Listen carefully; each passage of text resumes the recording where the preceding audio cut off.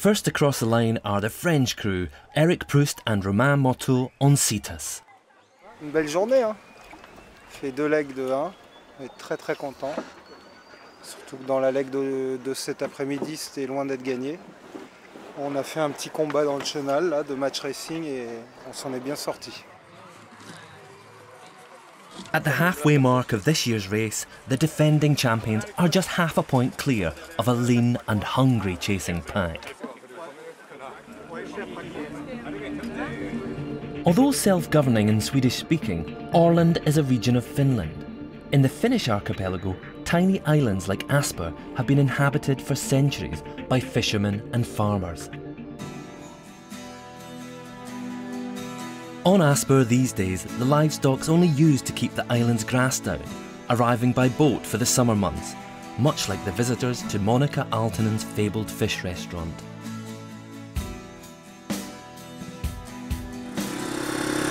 Here lives about 12 to 15 persons in 5-6 different houses. Here is a younger couple with 3 children, but they have gone to school now. Their school began last Tuesday. We are very tight together, all of us in this village. When somebody has birthday or something else, then everybody will be asked for coffee.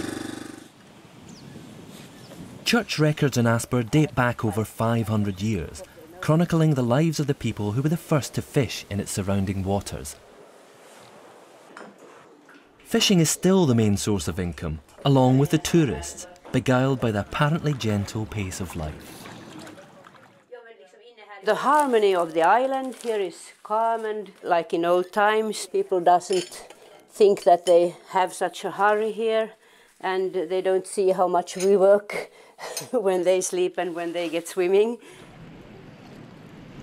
This year, seals and seabirds are thought to have had most of the perch, the local delicacy, but visitors to the Blue Veranda are rarely disappointed, even the young ones.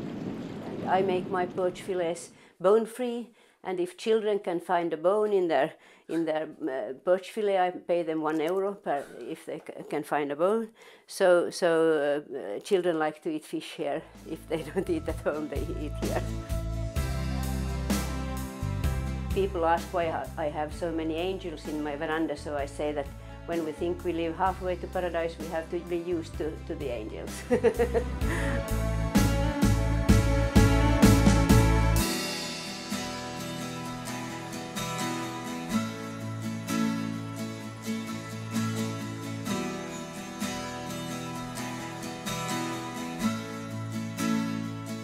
When strong winds prevent the fleet from rounding the islands to the north of Åland to reach Finland as planned, the race is rerouted from Mariehamn back to the Swedish archipelago on day 4. Even though I have gloves, it seems like they're kind of cutting in the hand, so the skin fell off. As you can see, the hands are quite swollen. By the beginning of leg 6, the race is taking its toll on bodies and boats. We were fortunate enough to fix this on Åland in Mariehamn, but the guy made it a bit too thick. So now we have to do everything we can to make it a bit thinner. Like usual, we're running out of time, so just going for it. I can't keep up with you, but do I want to?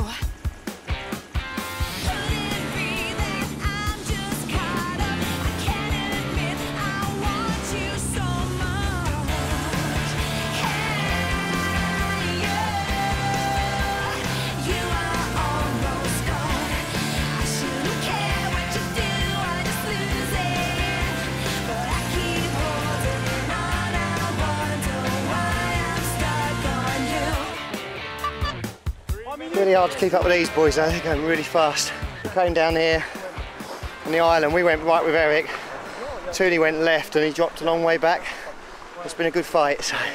It's a beautiful day, finally we have sun, good wind, and it's nice sailing, real nice sailing. We made a small mistake. We were gambling a little bit and we lost 2 places, so we had to catch up again. More problems for Marsh and Johansson. Even Olympic gold medalists have their off days. It's finally the assistance of a fellow competitor that gets them back on track. Yeah, sportsmanship. Exactly why we come back every year.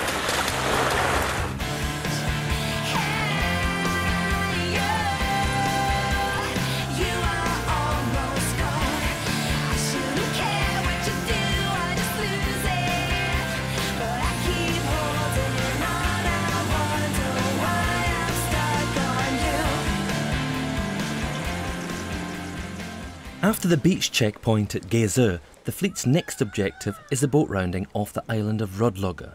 It's a familiar location for raid veterans, themselves an annual spectacle for locals and holidaymakers. Stunning on a sunlit day, it's also surrounded by potential hazards. The biggest casualties are Ola and Michael Pearson, whose boat runs aground on rocks, bringing to 3 the number of crews so far forced to withdraw.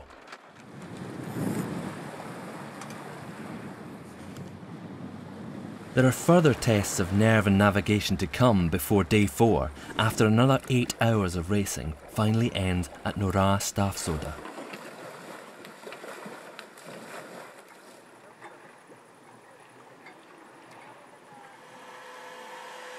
Only the crews themselves are allowed to repair their boats, but they can use whatever facilities they find on the way. We'll have a chance to fully charge the battery that's in it.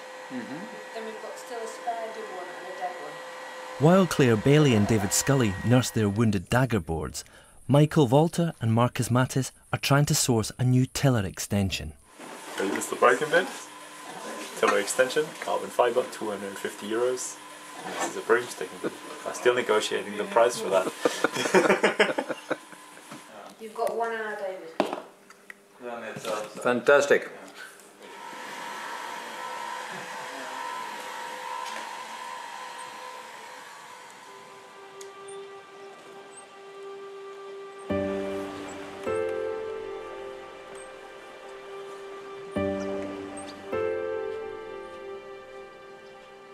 The fleet at least gets to spend the night on shore. For some in the Scandinavian islands, the hours of darkness are spent on the water. After laying his nets the previous evening and sleeping on board his fishing boat, Rune Wikström returns with his catch to his home on the island of Mörjö.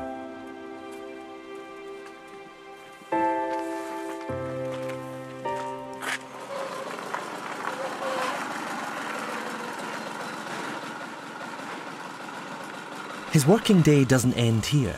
This man has business to attend to. As well as running a fish restaurant with his wife, he's also the local MP in the Riksdag, the Swedish parliament. Det är ju mitt huvud. Jag har ju fiskat i hela mitt liv, men politik var ju min hobby. Så, men jag tycker att det är roligt att kunna kombinera det här. Now in his third year in Parliament, Wikström is a passionate spokesman on issues such as fishing and the ecology of the Baltic for the Swedish Conservative Party, a job he likes and tackles with relish. Ja, det gör jag. Det gör jag för att det är ju mitt sätt att kunna påverka mina hjärtefrågor. A local man dealing with local issues, Wikström's constituents appear to be in good hands. Här ute, jag är född 100 meter ner i backen här nere och skärgården är ju väldigt unik, även om man råkar bli lite hemmablind, det är väl inte tvekan om det, men som sagt så skärgården är ju en unik tillgång som vi har och den ska vi ju marknadsföra på bästa tänkbara sätt.